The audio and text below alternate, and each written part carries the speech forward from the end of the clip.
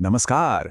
आज के इस एक्सप्लेनर में हम इंडस्ट्री के सबसे बड़े वर्कहॉर्स यानी एसी इंडक्शन मोटर के अंदर झांकने वाले हैं।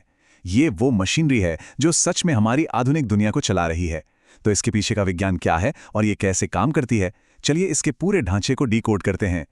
सोचकर देखिए, बिना किसी सीधे संपर्क के इलेक्ट्रिकल पावर आखिर मैकेनिकल रोटेशन में कैसे बदल जाती है। मतलब मशीन के घूमने वाले हिस्से से कोई तार नहीं जोड़ा है, फिर भी हवा के उस छोटे से गैप के आर पार इतनी सारी ऊर्जा कैसे बह रही है। ये एक बहुत ही दिलचस्प इंजीनियरिंग रहस्य है ना। तो इस चर्चा का फ्लो कुछ ऐसा रहेगा। हम एसी इंडक्शन मोटर के बुनियादी सिद्धांत और इसके फायदों से शुरू करेंगे। फिर हम सीधे इसके अंदर चलेंगे, पहले स्थिर स्टेटर और उसके बाद स्क्विरल केज और वाउंड रोटर की कार्यप्रणाली को समझेंगे। एक एक करके इन सभी पुर्जों को खोलकर देखते हैं। चलिए पहले सेक्शन से शुरुआत करते हैं, एसी इंडक्शन मोटर और ट्रांसफॉर्मर इन मोशन। आखिर इसे ये नाम क्यों दिया गया है? इसका सबसे अहम कारण यह है कि डीसी मोटर के बिल्कुल उलट एसी इंडक्शन मोटर कभी भी अपने घूमने वाले हिस्से को सीधे बिजली नहीं देती। जहां डीसी मोटर में कंडक्शन होता है, वहीं एसी मोटर में पावर मैग्नेटिक इंडक्शन के जरिए पहुंचती है। बिल्कुल एक ट्रांसफार्मर की तरह, जहां प्राइमरी से सेकेंडरी वाइंडिंग में बिना किसी फिजिकल टच के पावर ट्रांसफर होती है। ये सच में एक शानदार कॉन्सेप्ट है। अब आते हैं इसके फायदे और नुकसान पर। देखते हैं कि आखिर भारी औद्योगिक कार्यों में ये मोटर इतनी हावी क्यों हैं। अगर फायदों की बात करें तो इनका कोई मुकाबला ही नहीं है। इनकी बनावट एकदम सिंपल और बेहद मजबूत होती है, लागत कम आती है, और क्योंकि इनमें ब्रश नहीं होते तो फ्रिक्शन का कोई नुकसान नहीं होता। मतलब एफिशिएंसी एकदम टॉप क्लास। ऊपर से मेंटेनेंस की टेंशन भी न के बराबर है, और ये रेस्ट पोजीशन से खुद ब खुद स्टार्ट हो जाती हैं। यही वजह है कि इंडस्ट्रीज इन्हें इतना पसंद करती हैं। लेकिन ठहरिए, हर तकनीक की तरह यहां भी कुछ कमियां हैं। हाँ, ये मजबूत और कुशल तो हैं, पर जब बात सटीक स्पीड कंट्रोल की आती है तो ये थोड़ी मात खा जाती हैं। इनकी स्पीड को बदलना आसान नहीं है, और अगर डीसी शंट मोटर से तुलना करें तो भारी लोड को खींचने के लिए इनका शुरुआती टॉर्क थोड़ा कमजोर होता है। ये एक ऐसा ट्रेड ऑफ है जिसे ध्यान में रखना जरूरी है। चलिए अब मशीन को असल में खोलकर देखते हैं। ये है बाहरी आवरण जो पूरी प्रक्रिया की शुरुआत करता है, द स्टेशनरी स्टेटर।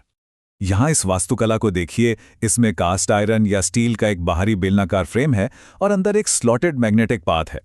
ध्यान देने वाली बात यह है कि अंदर के हिस्से को लैमिनेटेड स्टील से बनाया जाता है। क्यों? ताकि एनर्जी बर्बाद करने वाले एडी करंट्स को रोका जा सके और मैग्नेटिक फ्लक्स को एकदम सही रास्ता मिल सके। शानदार इंजीनियरिंग है ना। ये 3 स्टेप्स इस मोटर की असली फिजिक्स को सामने लाते हैं। पहला, स्थिर स्टेटर वाइंडिंग्स में 3 फेज करंट दिया जाता है। दूसरा, ये करंट एक घूमने वाला मैग्नेटिक फ्लक्स पैदा करता है।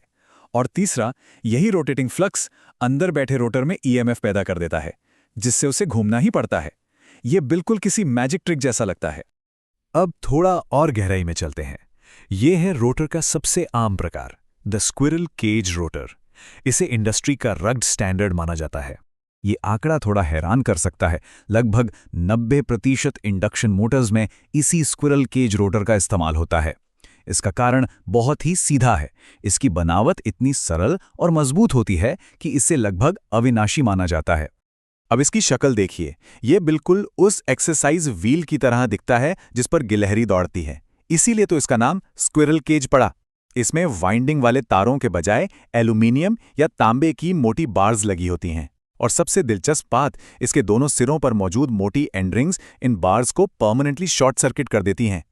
एक और बारीक लेकिन जरूरी डिटेल, रोटर के स्लॉट्स एकदम सीधे नहीं होते, बल्कि थोड़े तिरछे या स्क्यूड होते हैं।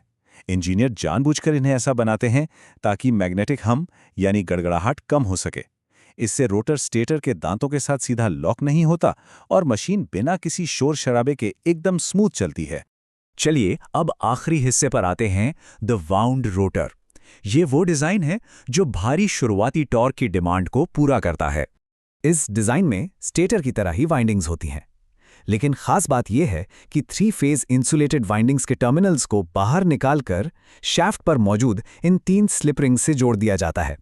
ये स्लिप रिंग्स और उन पर लगे ब्रश ये तय करते हैं कि बाहर से रोटर सर्किट के साथ कॉन्टैक्ट बनाया जा सके।